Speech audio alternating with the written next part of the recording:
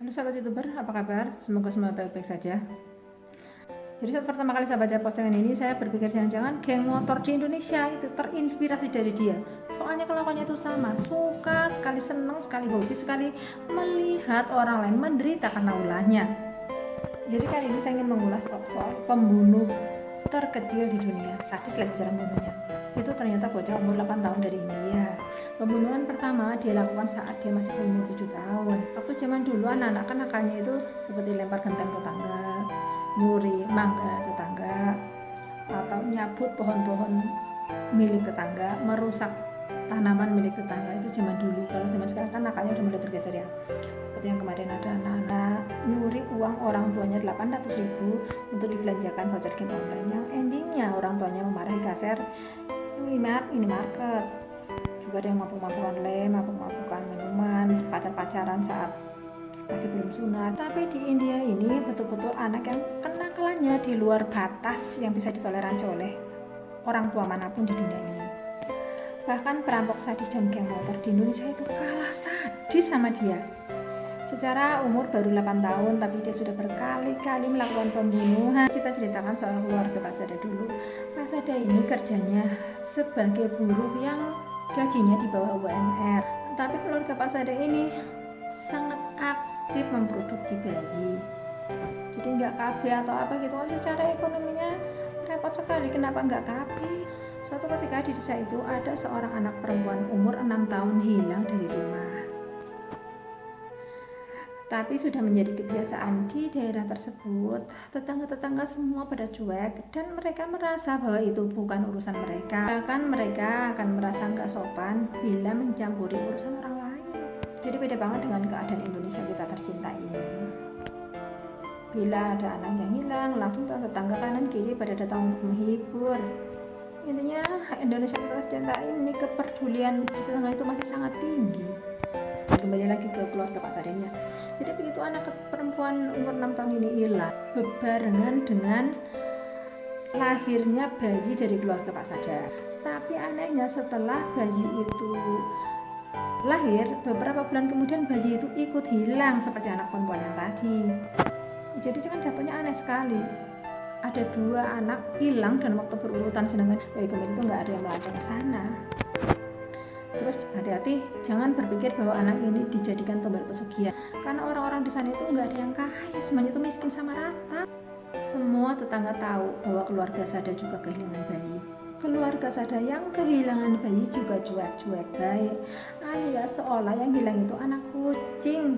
Nggak lapor polisi kayak, nggak nyari kemana kayak, tanya kemana, enggak, cuek. Tapi kan tetangga ini kan juga manusia, punya hati, punya rasa. Di dalam hati mereka pasti berpikir, kenapa ya, ada apa sebenarnya orang ini kehilangan anak kok diem-diem aja. Masanya itu tadi, nggak mau dibilang mencampuri urusan orang lain atau nggak sopan. Akhirnya jatuhnya tetangga nggak ada yang berani nanyain soal Pak Sada yang kehilangan anak. Tapi setelah ganti tahun berlalu, ternyata ada lagi yang kehilangan bayi. Bayinya Bu Guru umur 6 bulan ini namanya Puspo. Dia dibawa oleh Bu Guru ke sekolahan karena di rumah itu nggak ada yang jaga dan harus minum ASI setiap saat. Jadi saat Puspo ini tidur oleh Bu Guru, Puspo ini ditidurkan di salah satu ruangan kosong. Lalu kemudian Bu Guru ini lanjut mengajar. Saat kira-kira Puspo ini waktunya bangun, Bu Guru ini datang ke ruangan tersebut untuk mengecek bayinya. Tapi ternyata bayi itu udah nggak ada di dalam ruangan tersebut. Padahal bayi ini belum bisa duduk, apalagi merangkak, apalagi jalan.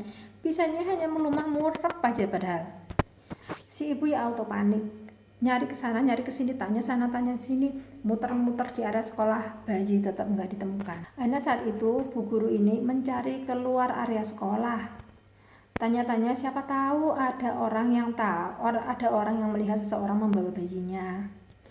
Dalam kecemasan dan panik yang luar biasa, ibu guru ini lewat di depan rumah keluarga Sada. Nah, saat itu ibu guru ini langsung ingat, loh, dulu bukannya keluarga Sada juga pernah kehilangan bayi. Akhirnya bu guru ini mampir ke rumah keluarga Sada.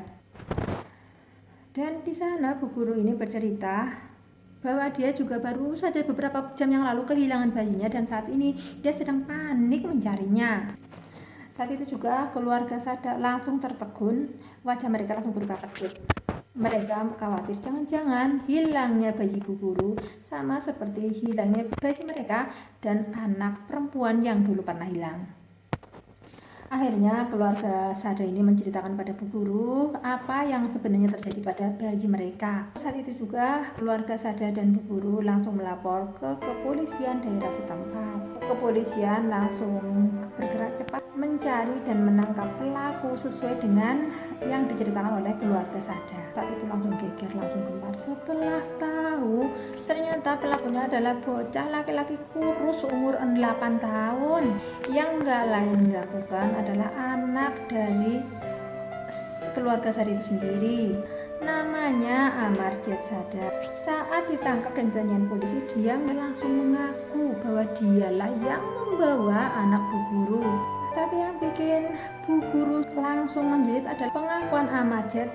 Dia gak hanya mengajak bayinya Bu Guru untuk bermain, tapi sekaligus dia sudah membunuhnya. Semua yang ada di situ langsung bergidik ngeri. Sebab Amarjad itu masih umur 8 tahun tapi sudah menjadi pembunuh. Apalagi saat mereka menyaksikan sendiri ekspresi Amarjad saat menceritakan bahwa dia sudah membunuh anaknya Bu Guru. Ini ngomongnya santai sekali tanpa beban. Bahkan Amarjad ini dengan tenang menunjukkan tempat di mana dia menyembunyikan jasad bayinya Bu Guru. Ternyata dia mengubur mayat bayi tersebut di pinggiran desa. Dia mengaku melakukan pembunuhan dan kemudian menggali tanah untuk mengubur bayi itu sendirian saat dia sedang bolos sekolah. Jadi intinya dia itu sendirian. Saat ditanya polisi, Amarjad bercerita saat itu dia bolos sekolah dan keluyuran di area sekolahan. Lalu dia melihat bayi tertidur di salah satu ruang dan mengambilnya tanpa ada yang melihat. Kemudian dia membawa ke pinggir desa, tapi menurutnya saat dia mencoba mencekik si bayi diam saja, sama sekali enggak menunjukkan rasa takut. Nah ini bayi umur 6 bulan, rasa takut seperti apa yang diinginkan oleh si Amarjad ini? Sang bayi cuma nangis biasa yang menurut Amarjad bukan ekspresi ketakutan seperti yang dia inginkan. Kemudian Amarjad itu makin banyak melakukan aksi kekerasan dengan berbagai cara pada tubuh si bayi itu, dipukul, diinjak. Tetap bayi ini nggak menunjukkan ekspresi seperti yang dimau oleh Amarjad. Jadi maunya Amarjad ini si bayi harus ketakutan dan merasa tertindas. Nah kan mirip dengan geng motor di Indonesia, keliling rombongan tengah malam sambil ngeber-ngeber knalpot dan gasekin celurit di aspal. Tujuannya agar yang melihat merasa takut dan ngeri. Amarjad juga melakukan penganiayaan pada bayi, tujuannya untuk kepuasan. Jadi saat dia melihat orang lain tertindas dan lemah di hadapannya, dia sangat menikmati itu. Jadi masalahnya target Amarjad ini adalah bayi umur 6 bulan yang belum bisa menunjukkan ekspresi apapun selain nangis. Tapi sudah segala cara dilakukan, Amarjad tidak juga mendapatkan apa yang dia mau. Setelah Amarjad ini kesal, dia itu mengambil batu yang cukup besar dan memukul kepala bayi itu sampai remuk. Ya jelas matilah lah, anak umur 6 bulan kepalanya masih kembut. Anak ini benar-benar gak mikir, anak dajal betulan. Ditanya sama polisi motif dia apa membunuh, Amarjad bilang hanya untuk iseng dan pengen saja. Membunuh hanya untuk iseng dan pengen saja. Nah kan benar-benar persis geng motor, intinya dajal yang berwujud ini. Akhirnya polisi menyelidiki latar belakang kehidupan Amarjad di rumah. Ternyata betul keluarga Sada ini sangat miskin tapi banyak sekali anaknya dan ibunya ini enggak kabeh, jadi senggol bunting begitu. Alhasil anaknya ini kemruyuk dan enggak diurus, dia dibiarkan tumbuh liar begitu aja, intinya yang penting hidup. Dan ternyata di mata para tetangga si Amarjad ini preman kecil yang sangat suka membuli teman-teman sebayanya. Lantas saat itu pun polisi langsung jangan-jangan ini bukan pembunuhan pertamanya si Amarjad. Ternyata benar. Orang tua Amarjad ini dengan berat hati mengakui kalau anak perempuan dan bayi yang hilang beberapa waktu yang lalu itu juga dibunuh oleh Amarjad. Yang perempuan umur 6 tahun adalah sepupu Amarjad sendiri. Saat itu dia diajak main, kemudian dipukuli sampai lemas lalu kepalanya dihantam batu. Tapi karena masih keluarga, sang paman jatuhnya kasihan lihat Amarjad, makanya dia itu nggak lapor sama polisi. Kalau si bayi yang juga adik kandungnya, kejadiannya saat sang ibu lengah Amarjad membawa adiknya ke kebun dan membunuhnya. Caranya sama persis, dihantam batu bata sampai remuk kepalanya.